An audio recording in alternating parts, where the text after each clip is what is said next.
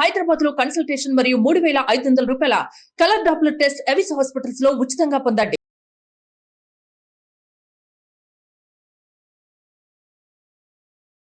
నమస్తే రమగారు. నమస్తే జయ. రమగారు, మనం అమ్మవారి కథలు చెప్పుకుంటూ ఉన్నాం దసరా సందర్భంలో. మరి ఒక కథ చెప్తారా? కేనోపనిషత్తు అని ఒక ఉపనిషత్తు, వేదాలకి అనుసంధానమైనవి, ఇవి వేదం నుంచి వచ్చినవేనని చెప్తారు. ఈ కేనోపనిషత్తులో ఏముందంటే, అసలు ఈ ప్రపంచం దేనివల్ల, కేన ఎవరి చేత ఇది చేయబడింది, ఎవరు దీనికి కారణం, తల్లే తండ్రి వీళ్ళ తాత ముత్తాత, బ్రహ్మదేవుడా విష్ణుమూర్త శివుడా, ఎవరు, పైగా అది అర్థమయ్యేలాగా చెప్పినా మనకు అర్థం కూడా కాదు, తెలిసిపోయింది అనిపిస్తుంది కానీ అర్థం కాదు. ఏ శక్తి చేత ఈ ప్రపంచమంతా నడుస్తోంది, ఈ ప్రపంచ నిర్మాణ శక్తి ఏమిటి, ఇవి ఒకటి కప్పు లింకు లాగా ఒక దాంట్లో నుంచి ఒకటి అవినాభావ సంబంధం కలిగి ఉంటాయి. అది మనకు అర్థం కాదు. ఆ కేనోపనిషత్తులో ఒక చిత్రమైన కథ చెప్తారు చివర. ఇప్పుడు మనం ఏమనుకుంటున్నాం, 30 కోట్ల దేవుళ్ళు ఉన్నారు మనకి, దేవత. ఈ దేవతలకి కూడా తాము ఎవరి వల్ల పుట్టామో తెలీదు, మర్చిపోతారు. ఈ మర్చిపోవటం దేని వల్ల అవుతుంది? మాయ వల్ల. ఈ ప్రపంచాన్ని సృష్టించిన శక్తి తనేమిటో తెలియకుండా ఉండే మాయలోనే మనని ఉంచుతుంది. ఒక ఆవరణలాగా, ఒక తెరలాగా మన మీద ఉంటుంది. ఆ తెరలోనే మన నిద్ర అవన్నీ ఉన్నాయి. ఈ తెర తొలగిపోతుంది, అప్పుడు మనం ఇంకో చోటకి వెళ్తాం. ఎక్కడి నుంచి ఎక్కడికి ఎప్పుడు ఎలా వెళ్ళిపోతామో మనకు తెలియదు. ఇట్లా కేనోపనిషత్తు చెప్పబడుతుంది. ఒక గురువు శిష్యుడు సంవాదంలాగా కనిపిస్తుంది. దాంట్లో చివరికి ఒక ఉమాదేవి కథ అని చెప్తారు. ఈ ఉమాదేవి అంటే మనకు తెలుసు, పార్వతీదేవి. అవునండి, ఉమా. అయితే ఏం చెప్పారంటే కథ, ఒకప్పుడు దేవదానవులు పెద్ద యుద్ధం చేశారట, ఎంతో యుద్ధం. దానవులు జయింపబడ్డారు, దేవతలు గెలిచారు. అప్పటికి మానవులు లేరు, దేవదానవులే ఉన్నారు. అయితే ఈ యుద్ధం పూర్తయ్యాక దేవతలంతా విజయ గర్వంతో ఎన్నో కబుర్లు చెప్పుకుంటారు. ఇప్పుడు కూడా ఒక ప్రాజెక్ట్ సక్సెస్ అయితే మనం మాట్లాడుకుంటాం. అవును కదండి. All credit goes to this that చెప్పుకుంటాం. ఇదంతా నేను చేశానని చెప్తాడు ఒకడు, అంతేగా. అదే కీలకమైన పాయింట్. నేను ఇది ఒత్తటం వల్లే, ఇది చేయటం వల్లే అని. దేవతలు అందరూ కలిసి ఎవరి దారిన వాళ్ళ గప్పాలు వాళ్ళు కొట్టుకుంటున్నారు, వాళ్ళు చెప్పుకుంటున్నారు. కాకపోతే వాళ్ళల్లో ఒక్కళ్ళకి కూడా స్పృహ లేదు, ఇది మన వల్ల జరగలేదు, దీన్ని జరిపించింది వేరేవారు, జగన్నాటక సూత్రధారి వేరొకడు ఉన్నాడు అనేది వాళ్ళకి ధ్యాస లేదు. ప్రతి వాళ్ళు తమ తమ బలాబలాల గురించి మాట్లాడుతున్నారు. ఎంత డిస్కషనో అన్నట. అయితే మనని మించిన తత్వం, పరబ్రహ్మ తత్వం ఉన్నది. ఆ తత్వమే మనని ఇటు నడిపింది. మనలో ఉన్న గొప్పతనాలని ఆ తత్వమే ఎన్హాన్స్ చేసింది, అది లేదు. ఓకే. అయితే వీళ్ళు ఎప్పుడైతే దేవతలు తమ తమ బలాల గురించి, తమ తమ ధైర్య సాహసాల గురించి, తమ గొప్పతనం, తమ ప్రతిభా విశేషాల గురించి మాట్లాడుకుంటూ పరబ్రహ్మతత్వాన్ని మర్చిపోయారు, అప్పుడు ఆ తత్వం అట వాళ్ళకు ఒక పెద్ద మేఘ రూపంలో ప్రత్యక్షమైంది. అదేంటో మెరుపులు, ఏదో విచిత్రమైనది, వాళ్ళు ఎప్పుడూ చూడాల, అది వాళ్ళకి తెలీదు. ఒక ఎలా చెప్తారంటే ఒక విచిత్రమైన ఆకారం.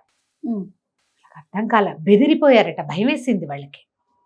ఏమిటి, రాక్షసుల్ని చంపేసి విజయ గర్వంతో ఉన్న వాళ్ళు బెదిరిపోయేంత మహాద్భుత భూతం ఒకటి అక్కడ ప్రత్యక్షమైంది. సరే, వీళ్ళల్లో వీళ్ళు డిస్కస్ చేసుకున్నారు. ఎవరైనా దగ్గరికి వెళ్ళి ఎవరు నువ్వు అని అడగాలి, అదేమిటో తెలుసుకురావాలి.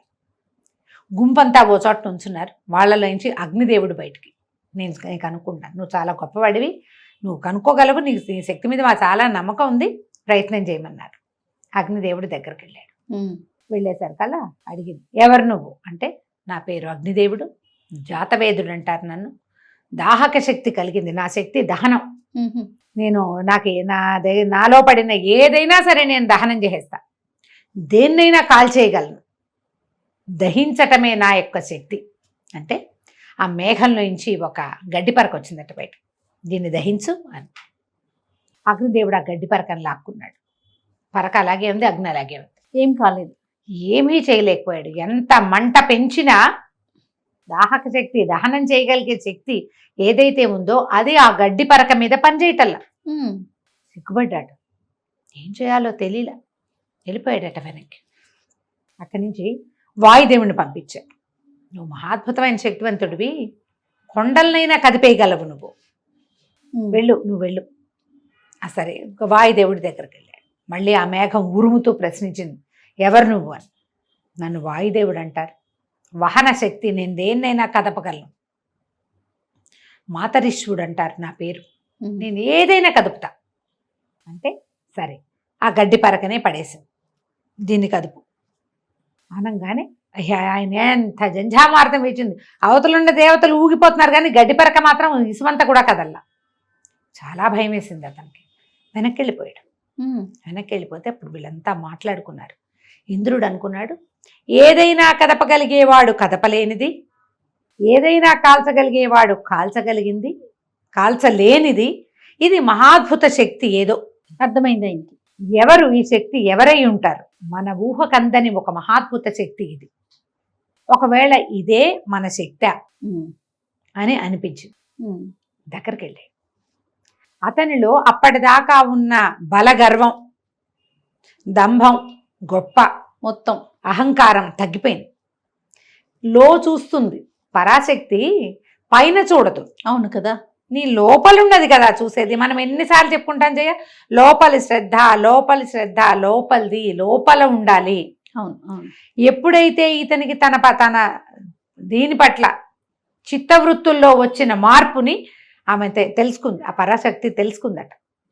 దగ్గరికి వెళ్ళేశారు కళ్ళు. ఈయన అంతకుముందు వాళ్ళిద్దరు ఎలా వెళ్ళారు? శక్తులు చూపించడానికి వెళ్ళారు. ఈయన భుజాలు జారేసి నిదానంగా సమీపించాడు, నమస్కరించాడు. ఎవరు నువ్వు అని. ఆ మొత్తం కనపడుతున్న మేఘంలాగా, మబ్బులాగా, అదేమిటో తెలియకుండా కనపడుతున్నటువంటి ఆకారం మాయమైపోయి శ్వేత వస్త్రాలు ధరించి ఉన్న నంది మీద కూర్చున్నటువంటి అమ్మవారు ప్రత్యక్షమైంది. ఉమాదేవి. ఉమాస్వరూపం అంటే సౌమ్య రూపిణి. ఆవిడ ప్రత్యక్ష కనపడేసరికల్లా పాదాలు పట్టుకున్నాడు. అమ్మా, నువ్వు ఇలా ఎలా వచ్చావు? ఇక్కడ ఇంతకుముందు మమ్మల్ని భయపెట్టిన ఆ మహాభూతం ఏమిటి అని అడిగింది. పరబ్రహ్మన్ నాయన, మీ శక్తికి మూల కారణం ఏదో అది. ఆ పరబ్రహ్మం తాలూకు చలన శక్తిని, చైతన్య శక్తిని నేను. అతడే మీ యొక్క శక్తి. నా ద్వారా మీలో ఉంటాడు, చైతన్య రూపంలో మీలో ఉంటాడు. మీరు అది గ్రహించుకోలేదు. శక్తి అంతా బీదనుకుంటున్నారు. మిమ్మల్ని మించింది ఇంకొకటి ఉందని మీకు తెలియచేయటం కోసమే ఇట్లా కనిపించింది.